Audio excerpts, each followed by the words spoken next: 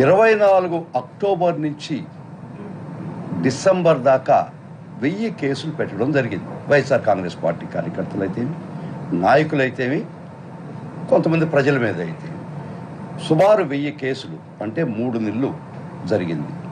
3 నెలల్లో రోజుకు 10 కేసులు లెక్కేసుకున్న మినిమం పర్ డే 10 కేసులు వైఎస్ఆర్ కాంగ్రెస్ పార్టీ కార్యకర్తల మీద, నాయకుల మీద విశృంఖంగా ఎవ్వరూ అడగలేనటువంటి పరిస్థితి తీసుకొచ్చి ఈ రాక్షస ప్రభుత్వం, ఎందుకంటున్నారంటే వాళ్ళకి అధికారం ఇచ్చింది ప్రజల సమస్యలు తీర్చడానికి, పాలన చేయడానికి.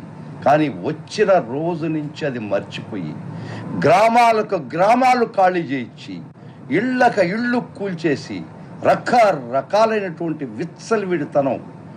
రిజల్ట్స్ వచ్చిన తెల్లారి నుంచి ఆ రోజు నుంచే వారు ఈ రాష్ట్రం మీద పడి రాష్ట్రాన్ని చెరబట్టినటువంటి పరిస్థితి. అది సుమారు రోజుకు 10 కేసులతో తయారై కార్యకర్తల నుంచి నాయకుల మీద కేసులు పెట్టి ఈరోజు 25 సంవత్సరాలుగా చెడ్డ పేరు లేనటువంటి మృదుభాషి, మితభాషి శ్రీహరి గారు తన జీవితంలో ఎప్పుడు కూడా గీత దాటనటువంటి జర్నలిజం చేసినటువంటి వ్యక్తి. ఈరోజు ఆయన్ని 13వ తేదీ, 14వ తేదీ నుంచి 15వ తేదీ పట్టకపోయి వారిని పెట్టినటువంటి నరక యాతన అంటే ఫిజికల్గా కాదు కానీ మానసికంగా ఒక విధమైనటువంటి నరక యాతన చూపించింది ప్రభుత్వం. ఇక్కడ పట్టుకొని పోయినారు, డకాయ్ డ్రెస్ లేదు, ఏమి లేదు, పోలీస్ యూనిఫామ్ లేదు, ఒక డకాయిట్స్ కదా అబ్డక్ట్ చేసినటువంటి పరిస్థితుల్లో వారిని ఇక్కడి నుంచి తాడేపల్లి నుంచి పట్టుకుపోయి 10-12 గంటలు ప్రయాణించి కుప్పంలో తేల్చి ఆ కుప్పంలో ఆ రాత్రి ఆ నెక్స్ట్ డే దాకా నిద్ర లేకుండా, అది ఒక మానసిక హింస. నిద్రపోనీయకుండా ఒక చిన్న గదిలో బంధించి అక్కడ గాలిని కూడా రాకుండా ఉంటే ఆయన ఆ విధంగా 2 రోజులు నిద్రాహారం లేకుండా, నిద్ర లేదు, ఆహారం లేదు, మంచినీళ్ళు కూడా తాగడం లేదు, నాకు తెలియదు.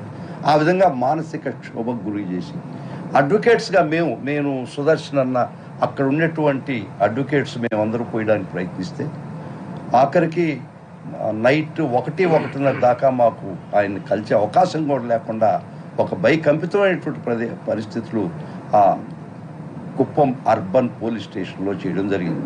అక్కడ పోయి చూస్తే ఒక మిలిటరీ కాన్వాయ్, కొన్ని 100 పోలీస్ కార్స్, 100 మంది పోలీస్ పీపుల్.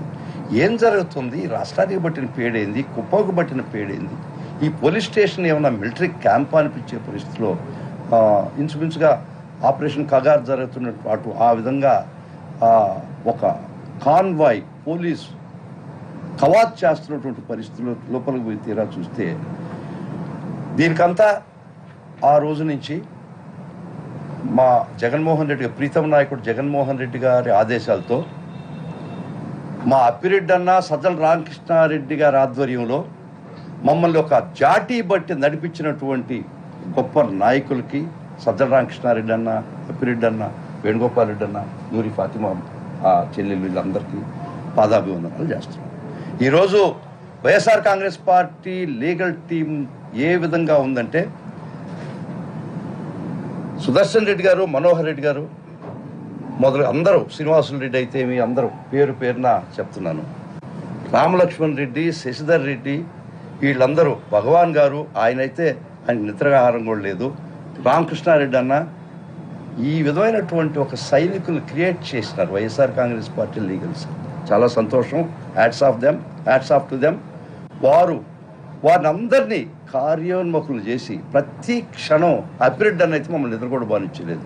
ఇక్కడ అరగంట ఇక్కడ డ్యూటీ, ఇంకో దగ్గర డ్యూటీ, ఆ విధంగా మమ్మల్ని వెనక నిలబడి ముళ్ళగారితో నడిపించినటువంటి అప్పిరెడ్డి అన్న, పైన సజ్జల రామకృష్ణారెడ్డి అన్న, వీటన్నిటికీ ఆదేశాలు ఇస్తున్నటువంటి మా జగన్మోహన్ రెడ్డి గారికి మేము రుణం తీర్చుకున్నామని ఖచ్చితంగా చెప్పడం జరుగుతుంది.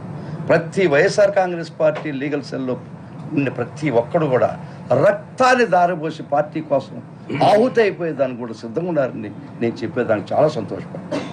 ఈరోజు చాలా వింగ్స్ ఉన్నాయి, కానీ YSR Congress party legal cell అన్న కోసం, పార్టీ కోసం, పార్టీ మనుగడ కోసం, ప్రజాస్వామ్యం కోసం, ఈ ప్రజల కోసం, కార్యకర్తల కోసం, ఈ నాయకుల కోసం ప్రాణాలు అర్పించేదానికి కూడా YSR Congress party legal cell సిద్ధం. ఈ విధంగా YSR Congress party legal cell అన్న వాళ్ళ ఆధ్వర్యంలో పనిచేస్తుంటే మాకు అలసట లేదు, నీరు అన్నం లేదు, నీళ్లు లేదు. మాకు సంతోషం అది. పార్టీ కోసం మేము ఆహుతైనా పర్వాలేదు, మాకు ఏమైపోయినా పర్వాలేదు, మా పార్టీ జెండా మోయడం ముఖ్యం. నల్ల కోటు కన్నా మాకు జెండా మాత్రమే ముఖ్యం. దురదృష్టమైన పరిస్థితి. ఒక అడ్వకేట్ సాయంత్రం 7 గంటలప్పుడు కూడా కోర్టులు వేసుకొని ఉన్నారంటే మేము ఆ 4-15 తర్వాత కోర్టులు వేసుకొని కూడా వేసుకోం. ఈ చంద్రబాబు వారి కోటరి, ఈ లోకేష్ గారు, ఇంకెవడండి మొత్తం ఈ నడుపుతున్నటువంటి శక్తులు, ఈ పోలీస్ వ్యవస్థ మమ్మల్ని రాత్రింబౌళ్ళు కోర్టు వేసుకునే పరిస్థితి తీసుకురావడం జరిగింది. 24 hours we should be ready. ఈ విధంగా కుప్పకు తీసిపోయారు. ఆ గౌరవ న్యాయస్థానం ఇది చెల్లదు రిమాండు, ఇది అక్రమమైన అరెస్టు, ఇది తప్పుడు విధానం, తప్పుడు కేసు అని చెప్పి రిమాండ్ రిజెక్ట్ చేయడం జరిగింది. రిజెక్ట్ చేసిన తర్వాత మళ్ళా నెక్స్ట్ డే వాళ్ళు కోర్టు ఆర్డర్తో ఆ 2 రోజుల తర్వాత మళ్ళా అదే కేసులో క్రైమ్ నెంబర్ 76లో మళ్ళా అరెస్ట్ చేసి మళ్ళా కోర్టు వారి దగ్గర తీసుకోవడం జరిగింది.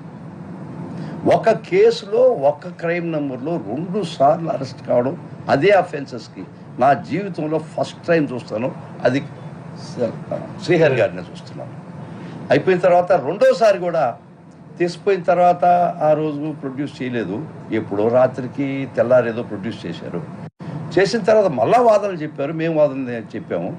చెప్పిన తర్వాత అప్పుడు కూడా మళ్ళీ కోర్టు రిజెక్ట్ చేసింది. ఇది అక్రమము, మీ అరెస్ట్ అక్రమం, దుర్మార్గము, రాజ్యాంగబద్ధం కాదు, చట్టబద్ధం కాదని మళ్ళా చివాట్లు పెట్టినా కూడా నిన్న సుమారు 12-1 గంటలకి అనుకుంటాను ఆ ఆర్డర్ ఇచ్చిన తర్వాత అప్పటికే గుంటూరు నుంచి పోలీసు వచ్చింది, కొత్తపేట పోలీసు. కుప్పంలో ఆర్డర్ ఇచ్చే లోపల అక్కడికి గుంటూరు పోలీసు వచ్చి ఒకవేళ బెయిలిస్తే అక్కడి నుంచి పట్టుకుపోవడానికి సిద్ధమై వచ్చినారు. సిద్ధమై వచ్చి బెయిల్ నుంచి బయటికి తీసుకొస్తుండే ఆయన మళ్ళా అరెస్ట్ చేసి గుంటూరు తీసుకురావడం జరిగింది. గుంటూరు నైట్ ఎప్పుడో 12 గంటలు 1 గంటకు వచ్చారేమో తెలియదు, ఈరోజు ఉదయం ప్రొడ్యూస్ చేయడం జరిగింది. అక్కడ కూడా ఈ మ్యాజిస్ట్రేట్ గారు కూడా ఇది అక్రమ కేసు, ఈ కేసు చెల్లదు, రిమాండ్కి అర్హత కాదు అని చెప్పి తీర్పు ఇవ్వడం జరిగింది. ఈ లోపల నల్లపాడు పోలీసులు రెడీగా ఉన్నారు. అంటే ఇది అయిపోయిన తర్వాత ఇక్కడ కానీ ఒకవేళ రిమాండ్ కాకపోతే మళ్ళా ఎత్తుకుపోవడానికి.